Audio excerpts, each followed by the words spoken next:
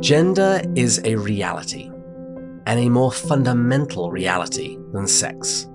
Sex is, in fact, merely the adaptation of organic life of a fundamental polarity which divides all created beings. Female sex is simply one of the things that have feminine gender. There are many others, and masculine and feminine meet us on planes of reality where male and female would be simply meaningless. Masculine is not attenuated male, nor feminine attenuated female. On the contrary, the male and the female of organic creatures are rather faint and blurred reflections of masculine and feminine. Their reproductive functions, their differences in strength and size, partly exhibit, but partly confuse and mispresent the real polarity. This is Pints with Jack, Season 8, Episode 22, Jack and Gender. After Hours with Dr. Joshua Herring.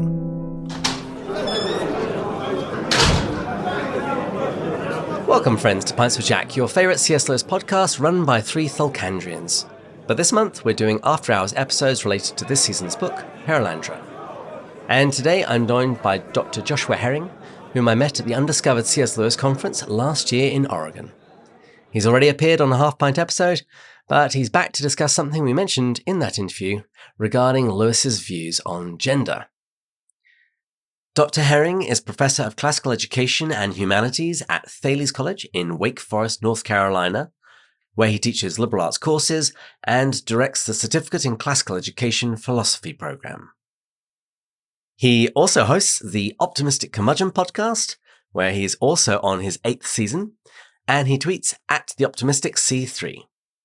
He is author of the forthcoming book, Gratitude for the Gift, C.S. Lewis on Gender, which is coming out in 2025 with Davenant Press.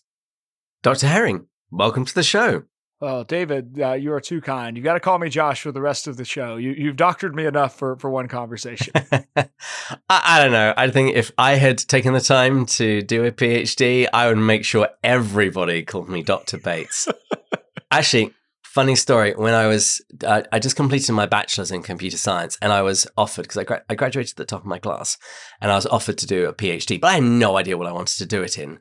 And all of the graduate students told me, oh, that's fine. You spend the first couple of years working out what you want to do. No, I am not built like that. I cannot start a multi-year process with no idea of what I actually wanted to do. But the only thing that really tempted me was being able to book a restaurant under the name Dr. Bates. Well, true story. If you're a person of integrity, you can't do that. But if you're willing to lie, no one will ask you for your diploma before you get to the restaurant. You just hope that nobody has a cardiac arrest while you're there and somebody goes, oh, wait, there's a doctor. I remember checking them in. That's right. And then you become the meme. Yeah. Although I actually do have an honorary doctorate from Dr. Michael Ward, because when we spoke, I think it was like the second time I interviewed him, I greeted him with Dr. Michael Ward, and he said, Dr. David Bates. And I went, you said it. I'm naming it. I'm claiming it. That's real. That's it. And if it came from Dr. Ward, it's worth more than most doctorates are in the United States. Absolutely. And as an aside, on your podcast, you just had him on recently to talk about That Hideous Strength. Superb episode. Recommend everybody go watch it.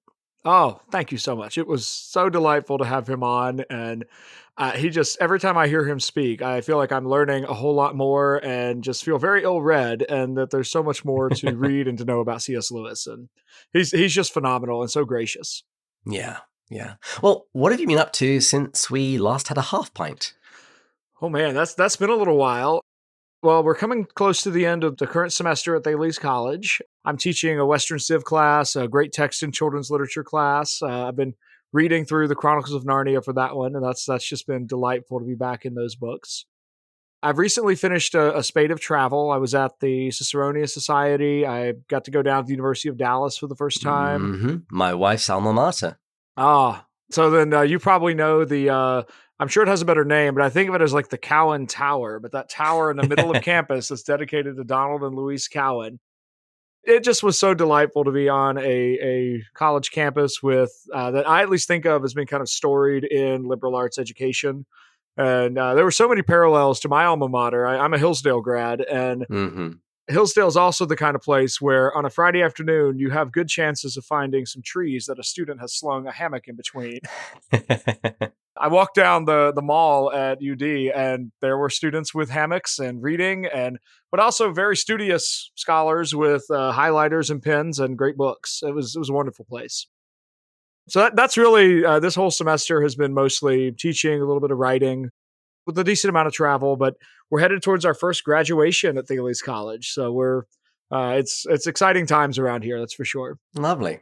Well, I am drinking a hazy IPA because I figured we're talking about the subject of gender and C.S. Lewis on gender. It is kind of hazy, so I'm hoping you're going to make it nice and clear. So what are you drinking? I broke out some of the good stuff. This is Jefferson's Ocean.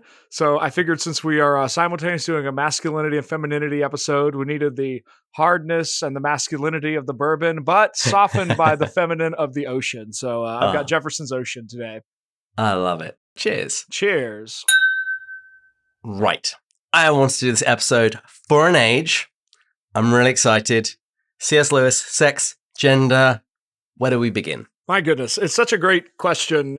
It's hard for me to know where to start. So I'm just going to start with a little bit of stuff, and I'm going to stop whenever you tell me you want to ask a question or you interrupt me. And perfect. This is the danger of asking somebody questions that are at the heart of the dissertation.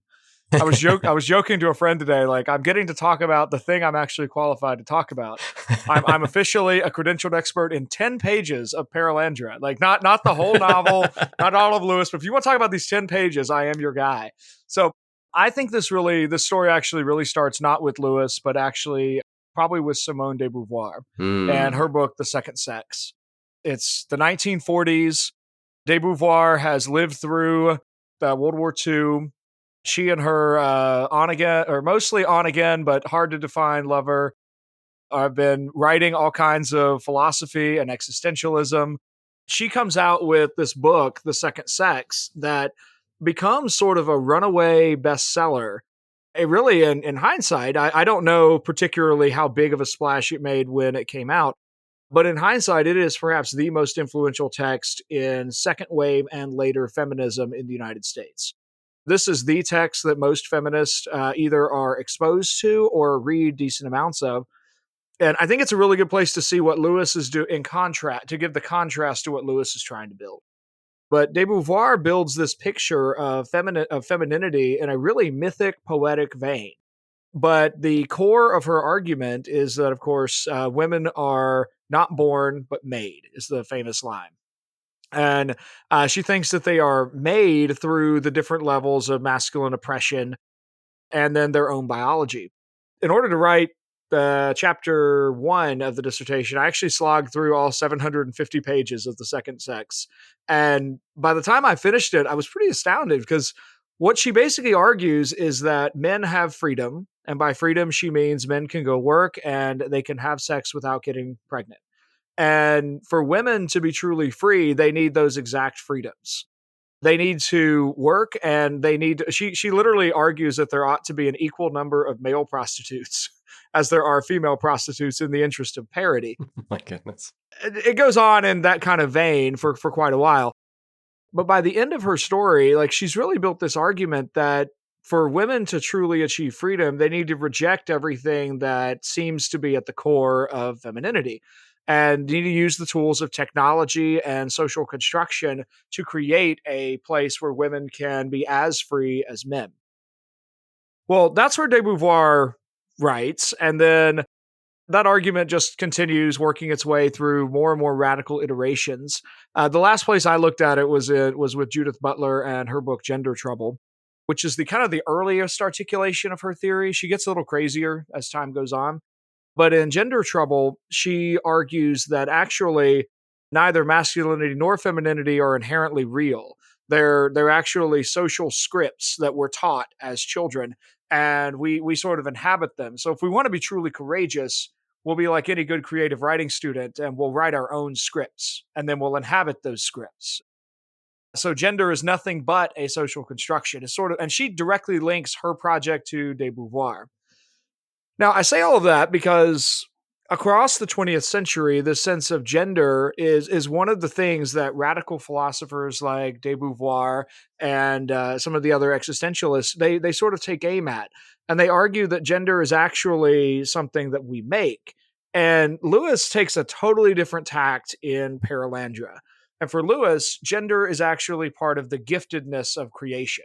It's not by any stretch the totality of the gift. There's, as you and your co-host have discussed across this season, there's so many other threads that happen in Paralandra, but it's in Paralandra that Lewis does also add, in addition to mythology, to creation, to the sense of unfallen humanity, to even the question of what do the birds and the fish and the land creatures in an unfallen world look like.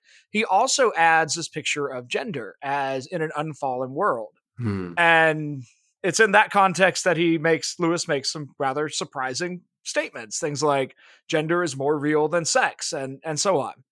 So that's really where I think the place to begin with is this 20th century project of sort of asserting without really any evidence and asserting in a way that leads people to radically wreck their lives on this false idea, asserting that in fact gender's not real. And Lewis is coming back to say, no, it is real. And actually, this is part of God's gift to us. And as such, it's something that we ought to explore and understand and appreciate. Do we know how much of the younger Lewis imbibed all of these philosophical ideas? Yes and no. I don't have any evidence to point to where Lewis is definitively like thinking and writing about gender so much in his younger days. But the part that I would point to, and he definitely had a fixation with Plato. And he definitely was sort of a Platonist from his earliest days. I don't know that he ever moved outside of kind of that field of sort of a Platonist or a Neoplatonist. He sort of always has this idea of sort of the idea then moves to its physical manifestation. That's part of his that's part of his pre-Christian scholarship. I think it's the Journal of Inkling Studies that came out with a supplemental edition a couple of years ago. They published an edition that was all around Lewis's philosophical work. He spent 1 year as a philosophy professor, and it was in that he taught through the greats, and we don't have a lot of his course notes from that, but we do have fragments from a research paper he wrote during a tutorial where he was clearly working with Plato, and it seems that these ideas kind of flow through. I still think it's pretty funny that it's an irony of the hiring market in the UK that Lewis ended up being a greats professor. They were hiring in this new thing called the English department. They didn't have any spots open for him to work as a philosopher. So he went where the job market went, but he brought into his literary study this deeply philosophical mind and orientation. I remember when I first read the Ransom trilogy, I enjoyed lots of things about it, but I just noted the gender stuff on the way through. Didn't really know what to make of it at all, and just enjoyed the rest of the story. And I think it was only after I had read his essay Priestesses in the Church. That was the only time that I had known him speak a little bit more plainly. He often does things in a looking at and a looking along through a story and through actual didactic teaching. That was the place where I first encountered him, when he was speaking a little bit more directly. But when we started Out of the Silent Planet a couple of seasons ago, I started noodling on this idea of gender because I knew it was coming, and I started having some thoughts about it, and you and I chatted about this at the conference, and I was very, very pleased that some of my suspicions were at least borne out by somebody that is a self-professed qualified person to speak about such things. But let's start with Priestesses in the Church. What do we start learning about Lewis's view there? Well, I think it's important to note that Lewis doesn't himself just decide to start speaking about this out of the blue. This is an essay that he's invited to write that's in response to the title question. Can women be priestesses in the church? And this was a big question for the Anglican Church I think that was the 30s, it may have been the 40s. Somewhere in that window, he's writing about this. It was a live question then, in a way that the Anglican communion, I believe, allows for female priests today. Yeah. But they did not then. And Lewis is speaking to one of those same questions that certainly in an American context was not yet as prevalent, but has become far more prevalent in American Christianity since then, about whether or not women can hold the pastoral office. And in Priestesses in the Church, he starts by recognizing that it's not really a question of pastoral skill. We can't start there, he thinks, because Hmm. if that was the question, he thinks it's self-evident that there clearly are some women who are better pastors than there are men. Hmm. And I think anybody who's hung around the group I like to call the little old ladies at church. I mean, every church has those little old ladies. They know their Bibles in and out. And they get stuff done. They do. They do. They've got the administrative and they've got the right quote for every moment. Those ladies may very well be more compassionate, more gentle, more wise than necessarily the man who holds the office of the pastor.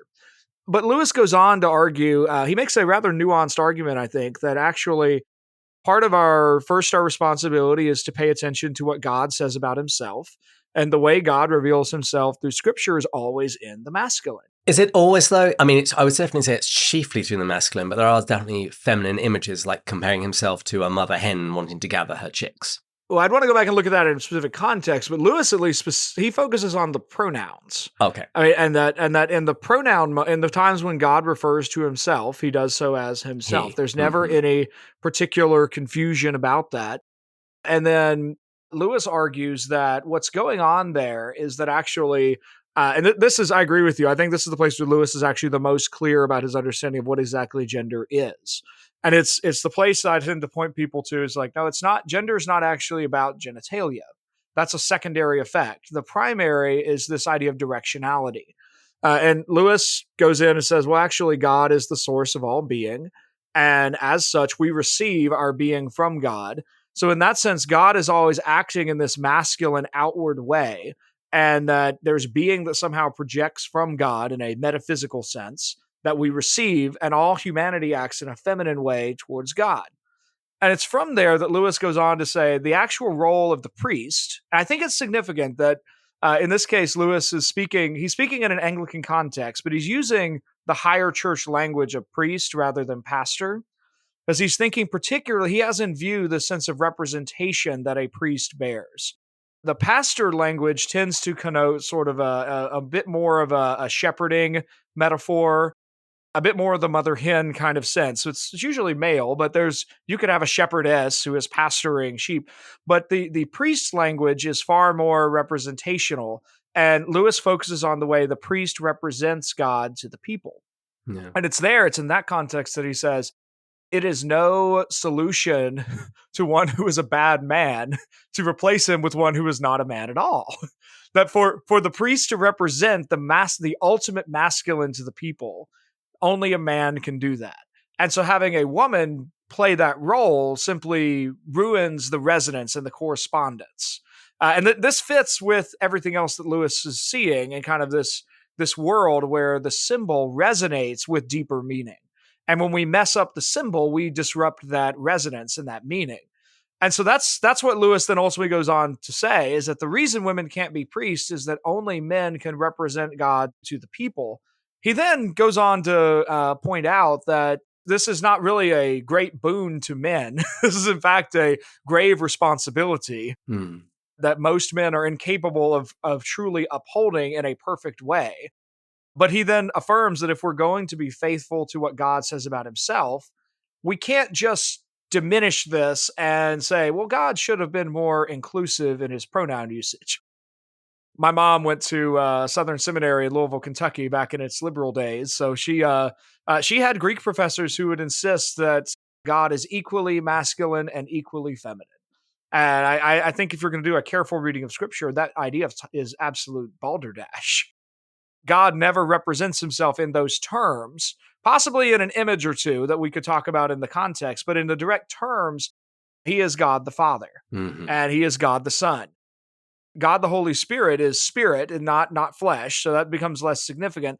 But inasmuch as God walked in the garden, he walked in the garden in a masculine manner towards his creation. I think the best sort of counterpoint to that I could think of is in the creation of man and woman, and about there being something about the maleness and femaleness of man and woman, which together images God. I think so. I think that's essential for the dignity of the Imago Dei to kind of carry through.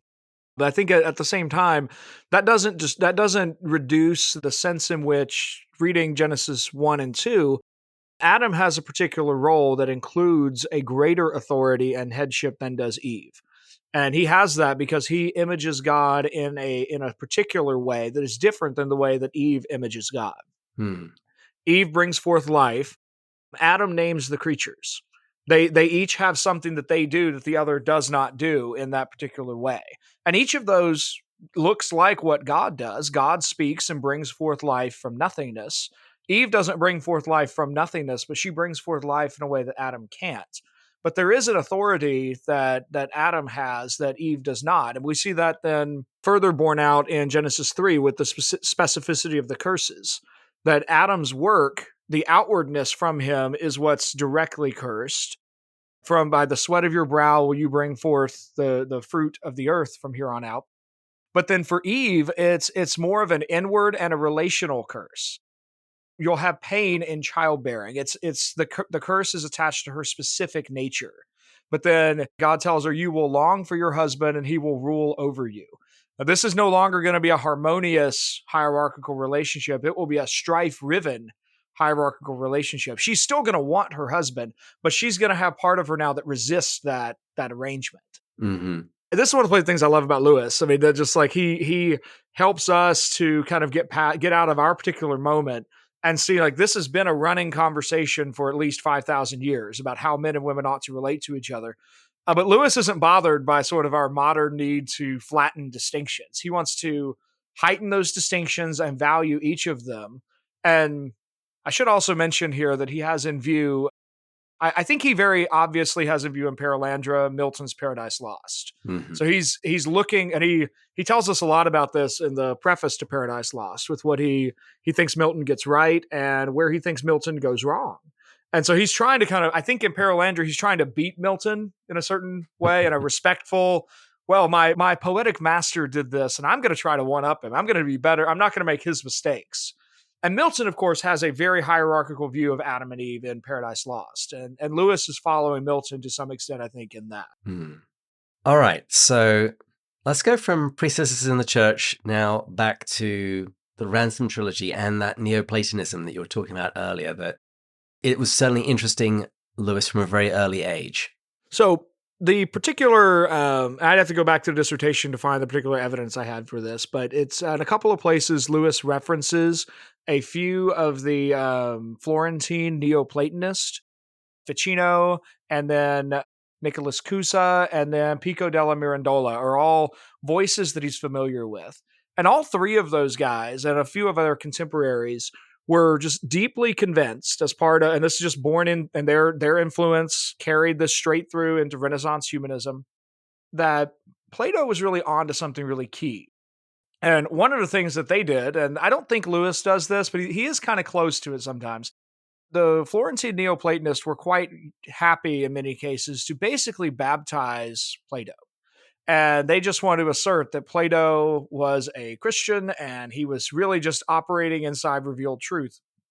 Now, Lewis doesn't go that far, but he does borrow this general construct that the idea is primary and the physical is a descent from the idea. Now, part of his Christianity means that he's very attuned to the body, and he's not at all. Lewis is nowhere close to the Gnosticism that Plato sometimes seems to be a precursor to. He's deeply attached to the body, but the sense of gender being the idea is for Lewis the key, I think, and it's particularly from the same page that you read the opening passage to. I think that really is the heart of really that idea. If there is an idea of the feminine that then manifests itself in feminine biology, there's some essence to what it means to be a woman. And then there's something that connects the woman who is feminine with the sea, which is feminine, with anything else that could be termed feminine. And then the same thing goes for men, that there is something about the idea of the masculine that then the masculine is represented in men as the male sex, but then it's also represented in big pointy rocks, for example. I was struck the last time I read through Out of the Silent Planet. Michael Ward makes this same point. So I probably got this from Michael Ward without quite realizing it. Most things I was like, okay, I got a lot of this from Ward. Lewis clearly seems to be influenced by Freud this much. Mm-hmm. Ward talks about this pretty directly, that Lewis includes Freudian imagery in his descriptions of Malacandrian geography. You've got you've got tall, pointy rocks all over the place, but then you've got life happening in the Handramits, these canyons that are delving into the surface of Malacandra, and it's in the Handramits that life is born and life continues happening. Now, the Freudian imagery there, I think, is clearly obvious, but I want to go back to that. I think this is the same.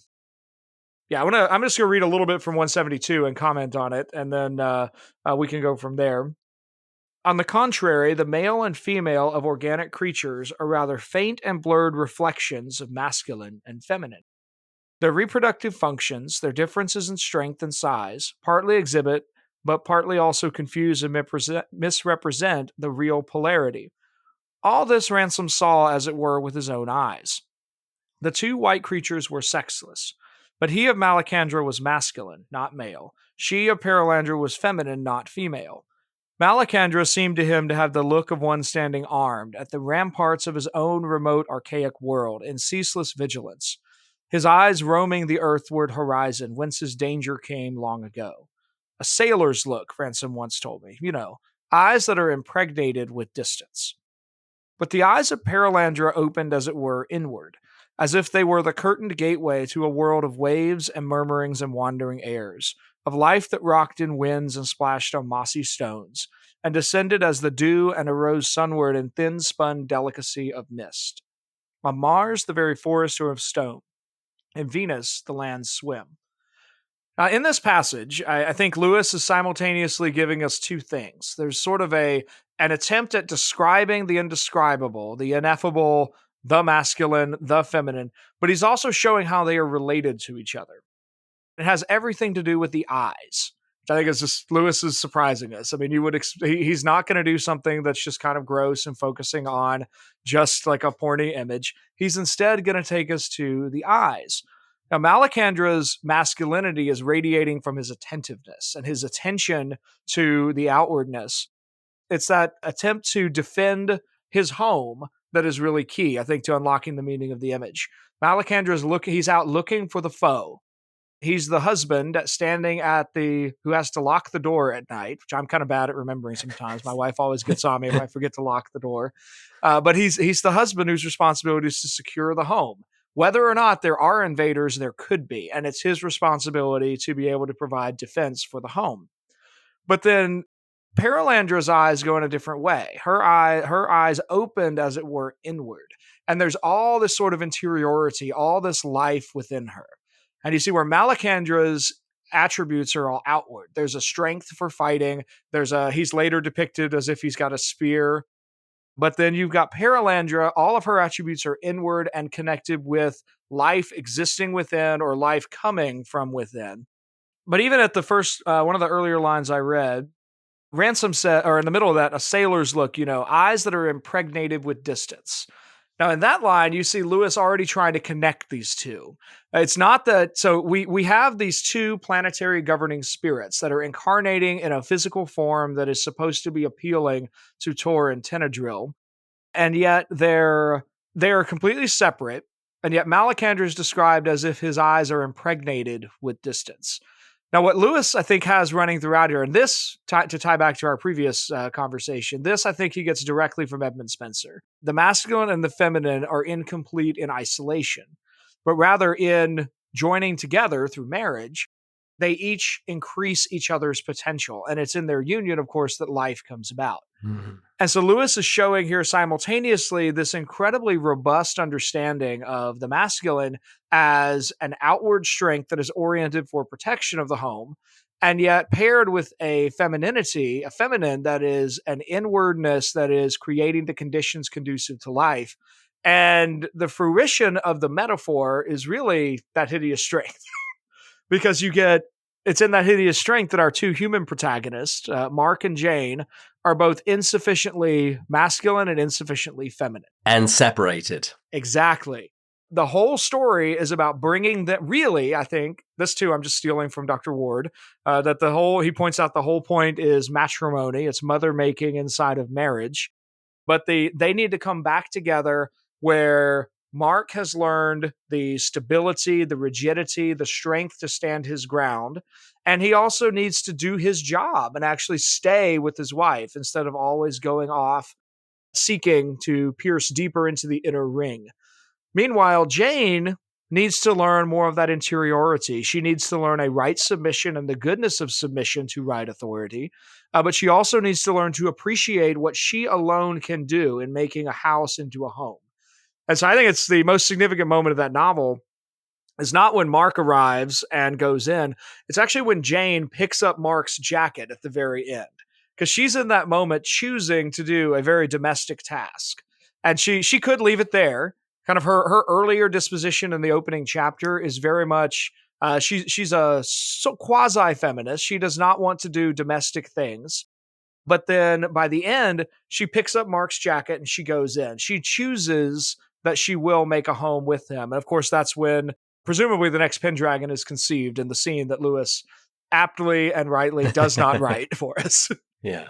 That's at least what I think is going on here, because all of this is preparatory, not really for just the spirits to take flesh, but for us to then see Tor and Tenedril, the unfallen king and queen of Paralandra, and to see their triumph in now building a kingdom and a family together that's going to be unfallen humanity for 10,000 years before Tor rips open the skies and they ascend to enter the fullness of the fields of Arbel and all that. But I think that's what Lewis is doing. He's trying to help us see this actually is the goodness of the gift.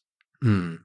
And in the Eldilla, you almost get closest to the forms, so to speak. And then with Tor and Tenedril, you have the incarnated version of those forms, crucially unfallen. So what you can see in the Eldilla, you also see in this man and woman in a way that we don't see it here today on Earth. Oh, I think that's key, because this is the piece that Lewis gets so much grief for. There's a wing of Lewis scholarship that just is attempting consistently to try to paint Lewis as against women. And I don't think that's fair at all. As in his actual interactions with women, Lewis acts correctly. He acts well. He's a gentleman and a scholar. But he is here trying to portray an ideal. And I think that's key to keep in mind with what we're seeing in this scene. This is attempting to take a form and actually show it to us without getting bogged down in infinite exposition. And he really is inviting us with all of his skill at imagery to see this, and then to see that it's not that we don't measure up, but it's that I'm trying to think how I want to say that. It's not that we don't measure up, but it's rather that we're invited to live towards that form. Mm. It's kind of like the passage in Ephesians, the one also that people often get upset about. But when it speaks to the men, it says, "Husbands, love your wives as Christ loved the church." That is one heck of a calling. Oh my goodness. That I can certainly say I absolutely fail on that on a regular basis. What husband should not just feel chills at the fact that is this what we're going to be asked someday on the other side of eternity? Yeah. You were given my bride to care for this season. How'd you do? Oh, what a question. What a challenge. Mm-hmm. Well, let's then switch from Plato to Aristotle, because yes, the early Christians, they loved Plato, but around the Middle Ages, you see a real shift when Aristotle is rediscovered and brought back into the West.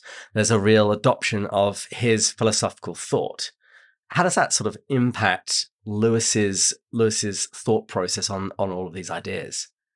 Oh, that's a great question. And I'm going to steal the line I was teaching my college seniors as they're getting ready for they were getting ready for senior capstone presentations in a couple weeks at Thales College. And we were going over the great line, "That question is beyond the scope of my research." So I'm going to start there with that being beyond the scope of my research. But I'm just take a stab at it. But we're now past anything I feel any kind of competency to say this is what is. I feel good about everything I've said so far, but I'm on shakier ground because I did not explore Lewis's reliance or interaction with Aristotle in any meaningful way. The fact that Lewis is interested in Plato and not Aristotle suggests to me kind of at least two things. One, he is far more interested in displaying the ideal rather than the particular.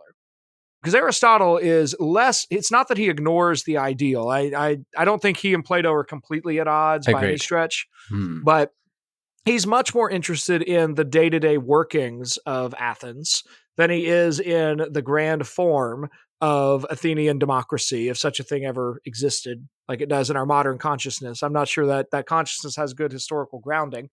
That already tells us something of what Lewis is doing. He's just not asking exactly the same questions, at least certainly not here. I've got Andrew Lazo coming on the Curmudgeon in a couple of weeks, and I might ask him some variation of this question about till we have faces, because I think it is worth noting.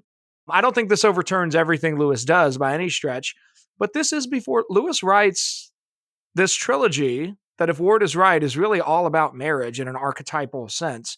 He writes this before he's married and before he himself has any good close relationship with a particular woman. I don't want to get into all the like Mrs. Moore debate over that here, but that leaves us with looking at what Lewis does here, kind of like what Narnia feels like on an adult reread. Not all of the characters in Narnia are fully developed characters. Most of them, I have been struck this time on rereading those, that most of those characters, they made perfect sense to me when I was 10 years old.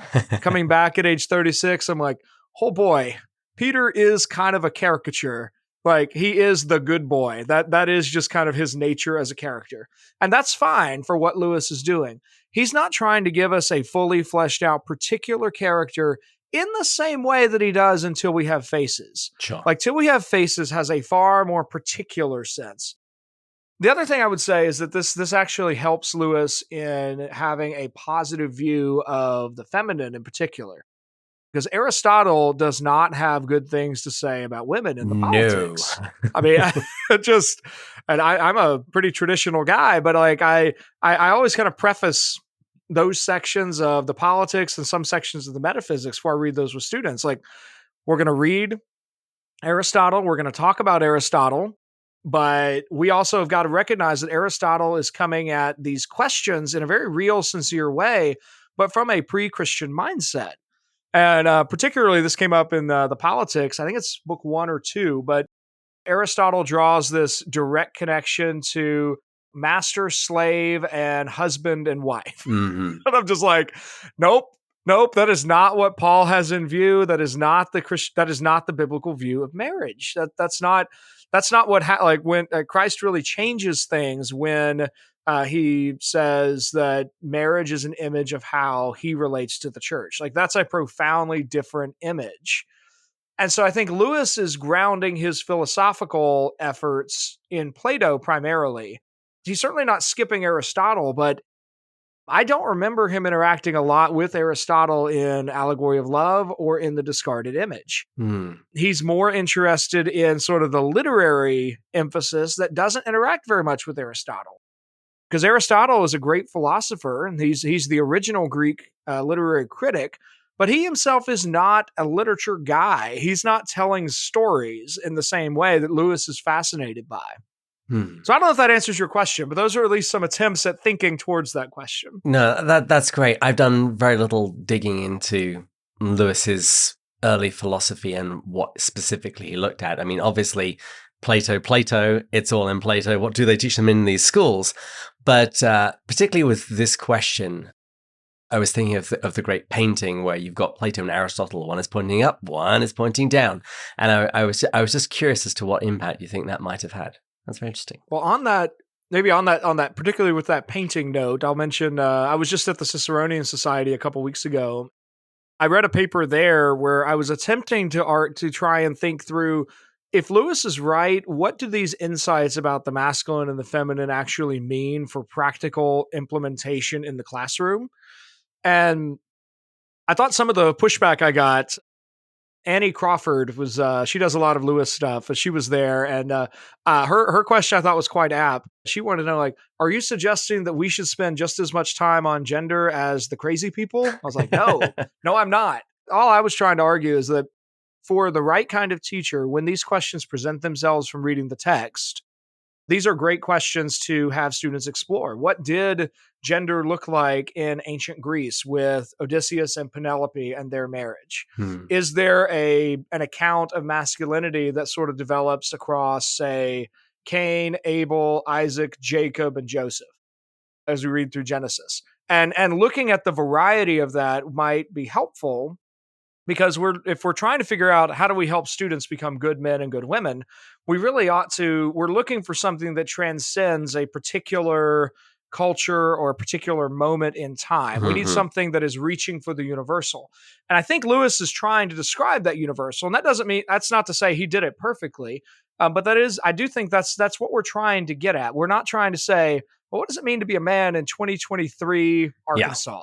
Like, we need some broader question than that, because otherwise our answers are going to be outdated by the time we figured them out. As constantly evidenced by men and women's groups throughout the last, few decades, they very much show signs of their own times.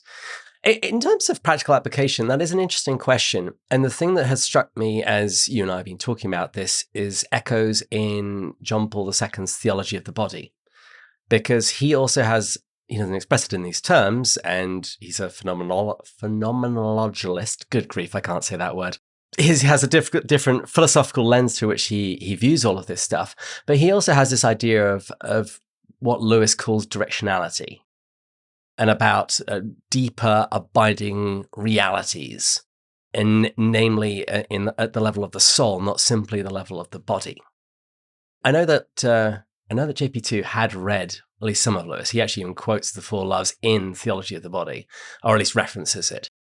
I think that would be a really, really good PhD topic for somebody to look at a crossover between those two. It would be, and as happens with so many dissertations, like, I had so many grand plans. I wanted to include Theology of the Body, and I cherry-picked a single quotation from it just so I could legitimately add it to the bibliography, but I did not do it any sort of justice. I just ran out of time before the deadline. That work waits to be done, as does a thorough survey of Lewis's letters, looking for anything he has to say about gender in his correspondence. That too I wanted to do, but the further on I went in the project, the more it just got narrowed to really looking at Ransom Trilogy, Four Loves, and a couple essays, and then his literary stuff, and then Narnia. And there's just so much more that I think is worth exploring on that question. So I'd love to read somebody who's looking at the interactions between Lewis and John Paul II. That'd be great. I know Dr. Jason Lepiavi did a good chunk of his work on theology of the body and connecting it with Lewis. I think he would be an interesting person to tap and ask questions. Oh. But you just mentioned Narnia there. Where do you see Narnia fitting into these questions of masculinity and femininity? So as a teaser, since you very kindly included my book plug in the intro, I'll just give a shout out to Reese Laverty as he's working on editing that thing. Chapters 4 and 5 are sort of an index survey of the Chronicles of Narnia, where I went through all 7, and I found, I just tried to trace, I posed a series of questions where I was looking at where do we see positive images of masculinity? Where do we see negative images of masculinity? And the same for the feminine. And then where do we see interactions with the idea of giftedness? And then there ended up being a couple of special categories at the end. I'll just mention a couple examples that hopefully will illustrate the idea, but I don't want to bore our audience with an exhaustive list. But don't think that'd be possible, but go on. I mean, there are some relatively obvious moments. I mean, I think Peter is talking with Aslan and then getting suddenly summoned back to defend his sisters against the wolf. And then he becomes Sir Peter Wolfsbane, and Aslan tells him, always clean your sword. That's a very positive masculine image of him protecting his sister. You see kind of a variation on that in The Horse and His Boy when Edmund is in Calormen and he's there with Susan. And he's it's not that Susan is in any way like unable to handle her own courtship. Edmund is specifically not intervening. He tells her, I'm so glad you decided not to marry Rabadash, because I thought this was a terrible idea from the start. Once she's made that decision, his concern is, how do we get out of the city safely? And Lewis puts that question not in an advisor, but in the prince, in the masculine there. And it's particularly the human who is asking that question. And then there's sort of a council there.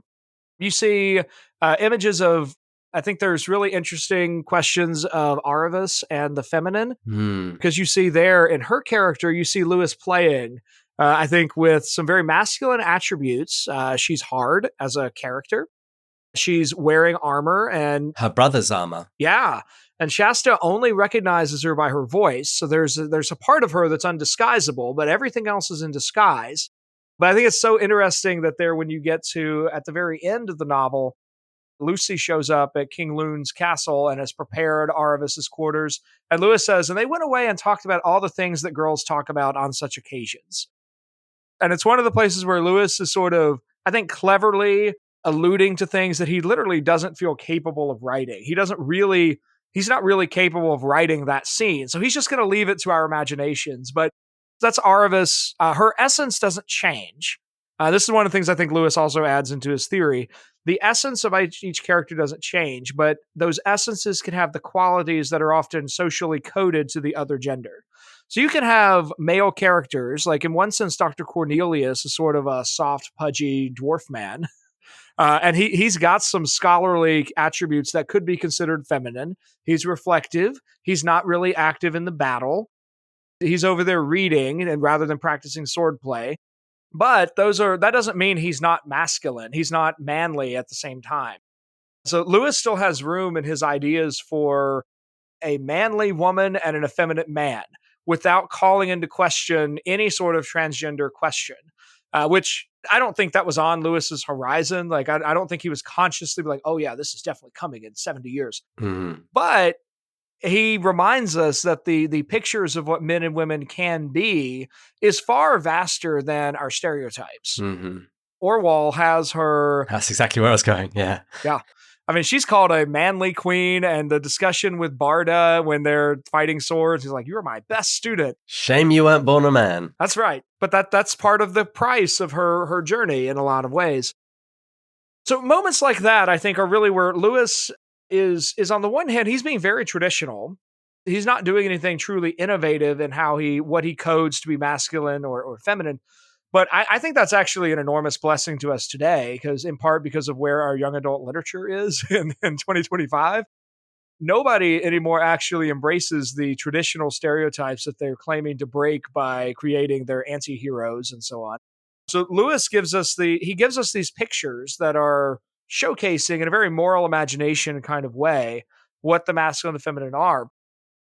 One last example that at least is my favorite, just like weird idea that I think is there, but I would kick this argument in a debate round so fast. Like, I would not hang the winning of the round on this argument. The Magician's Nephew, you've got three primary locations outside of London. You've got Charn, the Wood Between the World, and Narnia. Charn, I think, is the purely masculine world where you've got this hard world with harsh light, with nothing living in it, and these massive stone buildings. And the only living being, once she's awakened, is the most masculine woman in all of Lewis's writings. And she's going to, by the time we get to Lion, the Witch, and the Wardrobe, she's going to transform into the anti-feminine. She's not there yet. She doesn't immediately bring death with flicking of a wand until she eats the apple and turns out super white. But she's already in that vein. But if you take Charn as the purely masculine, nothing can live in Charn by the time we get there. Yeah. But then in contrast, you get the Wood Between the World. And the Wood Between the World is the purely feminine space. It's vegetative. It's just slow. It's just growing. There is life, but it's not any sort of intellectual life. And it's not life that's at all conducive to humans. Animals can live there just fine. The guinea pig is happy as all get out that he's not exploded in the Wood Between the World. But Diggory and Polly both arrive and they lose their identity. There's not enough rigidity in the space for them to keep who they are. And they have to fight for their memories to even still exist. Humans can't live there. The only place where humans can live, that's outside of Earth and so on in that story, is Narnia.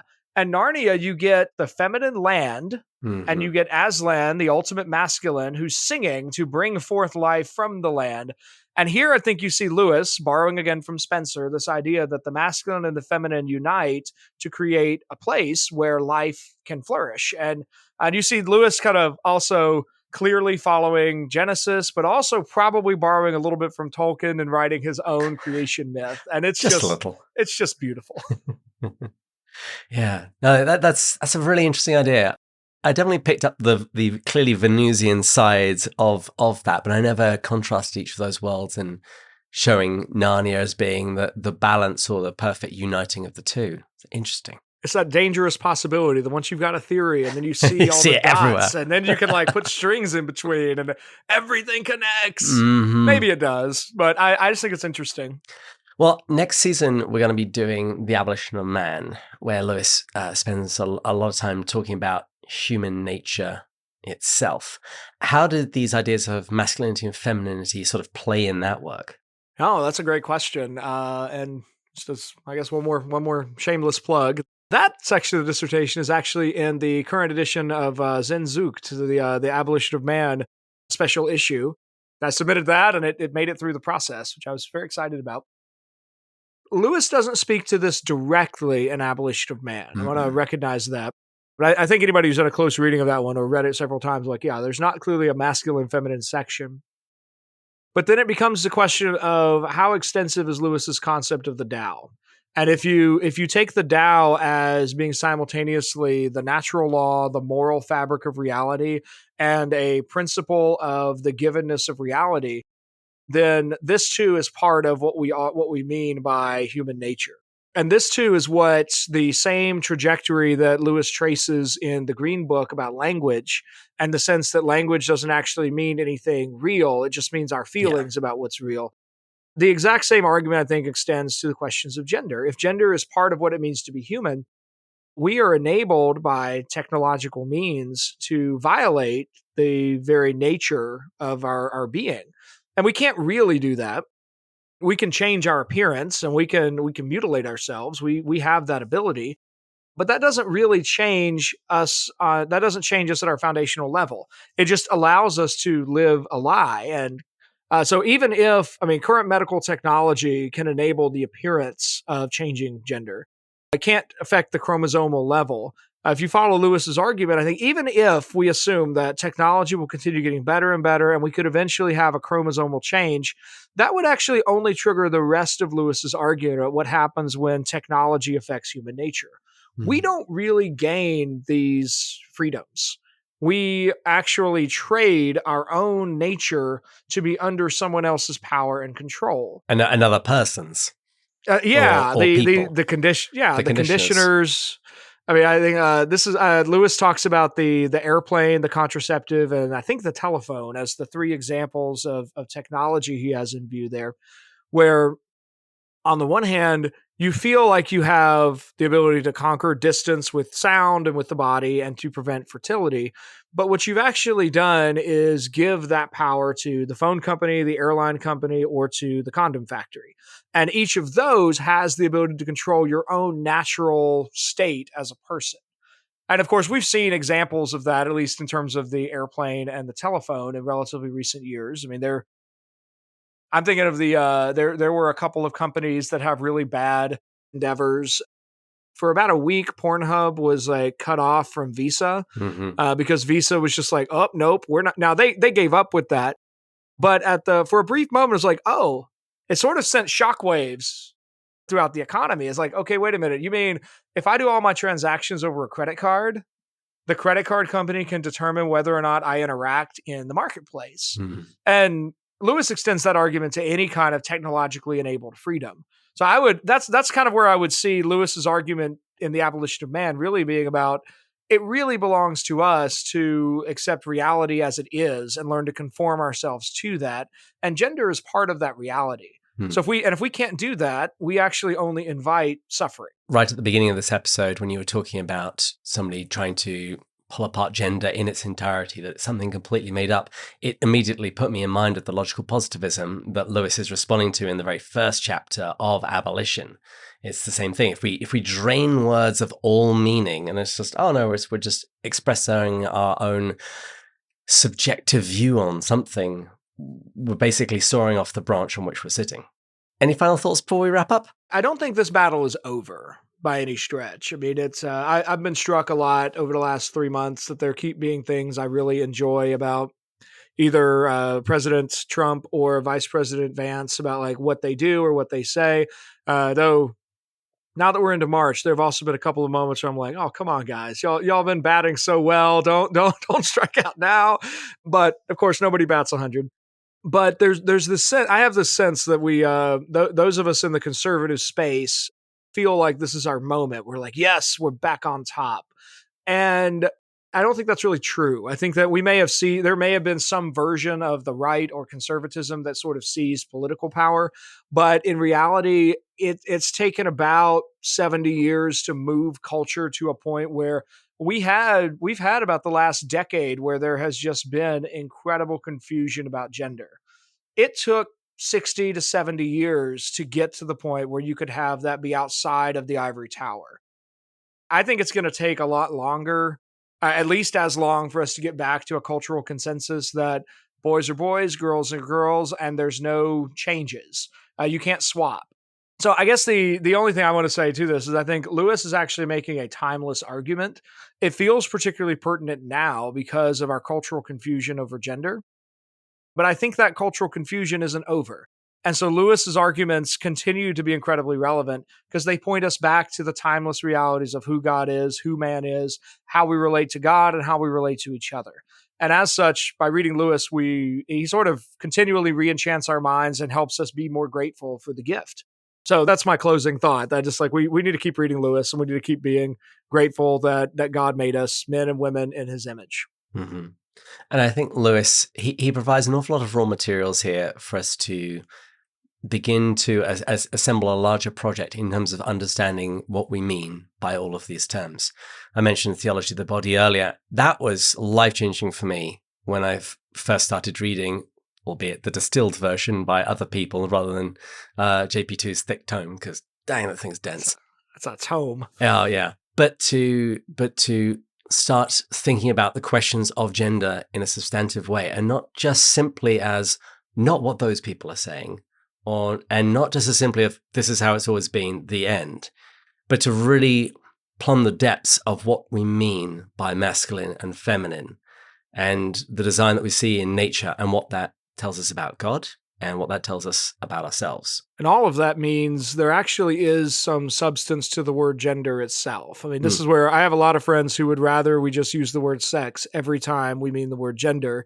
And the difficulty with that, I think there's two difficulties with that. I mean, the first is that we have almost completely used the word sex over the last 100 years to refer to intercourse. We don't really use it to refer to men versus women unless we're in a doctor's office and need to check a box.